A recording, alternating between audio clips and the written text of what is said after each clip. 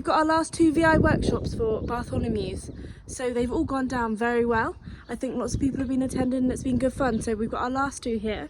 We got on the 2nd of Feb, we've got 2 on the 2nd of Feb again, one in Avids Park in Arundel, and then we have another one, the Jack in the Green, and this one's in Exeter. So we know they're all around, they're everywhere. People have been really enjoying them, having fun. And also I went to one last week. It was really good, talked about carbon, sprayers, and also the lunch was brilliant. So I might see you there, but Exeter, the one in Exeter, and one at Avids Park on the 2nd of February. Do not forget about these. They're quick and easy to book. I'll put the link below, or just go to Bartholomew's website, or just ring them.